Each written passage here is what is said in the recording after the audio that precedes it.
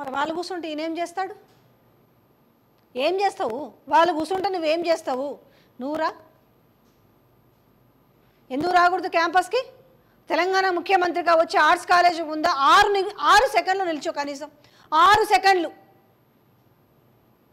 ఇలాంటి నియంతలకు ఎట్లాంటి గతి పట్టిందో చూసుకుంటూ వస్తానే ఉన్నాం. ఎన్నేళ్ళు చరిత్రలో హీరోలుగా మిగిలిపోరా మీరు? ఆ రకంగా విద్యార్థులు రెచ్చగొట్టి ఏం చేయాలనుకుంటున్నారు?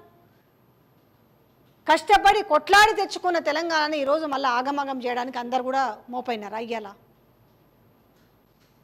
అంటే మంచిగా ఉండొద్దు, ఆగం కావాలి, ఇవ్వాలి, ఎవరికో అప్పచెప్పాలి. మీకు ఎవ్వరికి తెలంగాణలో ఉన్న అన్ని వర్గాల ప్రజలు గోస పడుతుంటే మీకు ఇలా కళ్ళకి ఏడ కనబడుతుంది? ఎవరైనా దాని గురించి మాట్లాడితే కిరాయోళ్ళు అమ్ముడు వైరు.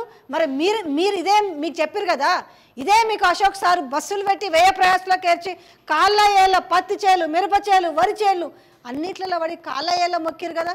ఎంత పైసలు ఇచ్చుకున్నారు వాళ్ళని? జెడ్సన్ మీద ఎక్కువ మాట్లాడుతున్నప్పుడు ఎంత పైసలు పెట్టి కొన్నారు? మరి మీరు కొంటే మిగతా వాళ్ళు కొన్నట్టే. మీరు ఒప్పుకుంటారా మేము కొన్నామా అన్నాడు అనేసి? నిరుద్యోగులందరూ కూడా అన్నాడు కాంగ్రెస్ పార్టీకి ఓటు వెయ్యాలనేసి పాపము అంత కంకణం కట్టుకున్నారు కదా. మారుతుందేమో, మార్పు కోసం అన్నారు కదా. మరి ఇలా ఈరోజు రోడ్ల మీదకి వచ్చిన వాళ్ళందరికీ ఎంత కిరాయి ఇచ్చారు మీరు? అంటే మీరు ఇచ్చిరా? అంటే అన్నీ ఓటుకు నోటుకు లాగానే ఉంటాయనుకుంటున్నారా? బాగులు సంచులు మోసుకుపోయినట్టు కాబట్టి మనకు అది అలవాటు కాబట్టి మనం ఎంతసేపు ఎవడు మాట్లాడినా వాడు అమ్ముడు పోయిండు, ఎవడు మాట్లాడినా వాడు కిరాయి గంటలని మాట్లాడుతుండే. ఎందుకంటే మనం బ్యాగులు మోసుకుపోయిన చరిత్ర కదా మన. అందుకేనా ఇంత మాటలు ఎందుకు మాట్లాడాల్సి వస్తుంది అంటే ఇలా బాధ కలుగుతుంది. ఇలా న్యాయంగా కోరుతున్న కోరికలు కనీసంగా పిలిపించి మాట్లాడండి. పోనీ ఒక కమిటీ వేసుకోండి. చెప్పరా మీ ఇంటెలిజెన్స్ కళ్ళు మూసుకొని పోయిందా వాళ్ళు కిరాయాల్లో అసలైన వాళ్ళు? అంటే మీరు ఈ లెక్కన పోయిన 4-5 ఏళ్ళలో ఎంతమందికి కిరాయిలు ఇచ్చారు మీరు? ఎంతమంది కిరాయిగాళ్ళని రోడ్ల మీద తిప్పారు?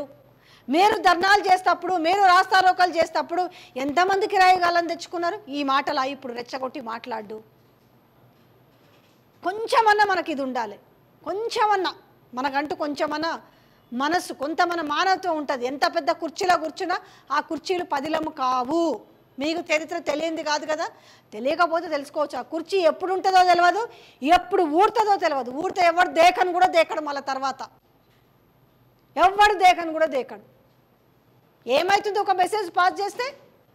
మీరు పోయి మహబూబ్నగర్లో ఇట్లాంటి మాటలు మాట్లాడతారా? రెచ్చగొట్టే మాటలు మాట్లాడతారా? అంటే తెలంగాణలో ఏం కావాలనుకుంటున్నారు? తెలంగాణ సర్వనాశనం కావాలనుకుంటున్నారా? దయచేసి అభ్యర్థులందరూ కూడా అప్రమత్తంగా ఉండండి. మీరు చేసే మీ ఆవేదన, మీ కన్నీళ్ళు, మీ సూసైడ్ లెటర్స్ అవన్నీ వాళ్ళకి మిమ్మల్ని కిరాయి వాళ్ళతో జమ కట్టిరు. మీరు నిజమో కాదో కూడా వాళ్ళకి తెలియదా? మోతీలాల్ని కొన్నారు, జడ్సన్ని కొన్నారు, అశోక్ని కొన్నారు. మిగతా మీడియాకు కళ్ళు ఎక్కడ పోయినా అర్థమవుతలేదు. రిపోర్ట్ లేదా మీ దగ్గర? వీళ్ళు నిజమైన వాళ్ళు కాదో అంటే మరి అలవాటు పడ్డ బాణం కదా. కిరాయిలను తెప్పించుకొని కిరాయిలు ఇచ్చి మీరు గత 5 ఏళ్ళకెళ్ళి మరి మీరు చేసిన పోరాటం అంటే మీరు చేసి ఉంటారు కదా, మరి అవన్నీ మరి కిరాయిలతో చేసి ఉంటారు. అంటే అందుకనే మీకు ఎప్పుడు ఈ మూటలు ముడుపులు ఇవి తప్ప మీకు ఇంకా రెచ్చగొట్టుడు తప్ప ఇంకేం అర్థమవుతుంది. బట్ బహుపరాక్ తస్మాత్ జాగ్రత్త, ఎవరిని కూడా తక్కువ అంచనా వేయొద్దు. మన సీటు పదిలం కాదు, అది గుర్తుపెట్టుకుంటే. ఎందుకంటే ఆ సీటు ఉంచాలో ఊడగొట్టాలో తెలంగాణ సమాజానికి బాగా తెలుసు. కానీ నిరుద్యోగులకు నేను చెప్పేది, విద్యార్థులకు ఒకటే మాట, దయచేసి రెచ్చిపోకండి, సమన్వయం పాటించండి. మిమ్మల్ని కిరాయిగాళ్ళతో పోలుస్తున్నారు కాబట్టి చాలా తెలివిగా ప్రవర్తించండి. చివరిగా ఒక్క మాట చెప్తున్నాను, సూసైడ్ నోట్లు గ్రూప్లలో వేస్తున్నారు. దయచేసి ఎవ్వరు కూడా అవసరమైతే వాళ్ళ ఉద్యోగం బీకండి, మీ ఉద్యోగాల కోసం. దయచేసి ఆత్మహత్యలకు పాల్పడవద్దు. మీరు పోతే ముఖ్యమంత్రికి నష్టమో, మంత్రికి నష్టమో, ఇంకా ఎమ్మెల్సీలకో నష్టమో, కోదండరామ్కో ఏం నష్టం జరగదు. ఇట్లా కంటి తుడుపు చర్యలాగా తోసేస్తారు మీ కుటుంబాలు, మిమ్మల్ని నమ్ముకున్న వాళ్ళకు గోస. దయచేసి అట్లాంటి ప్రయత్నం చేయకండి, పోరాటం చేయండి, కళ్ళు తెరిపించండి. అవసరమైతే వాళ్ళ సీటు ఊడగొట్టండి, కానీ వాళ్ళ ఉద్యోగం ఊడగొట్టండి మీ ఉద్యోగాల కోసం. కానీ దయచేసి ఎలాంటి పరిస్థితులకు కూడా మీరు పాల్పడవద్దు.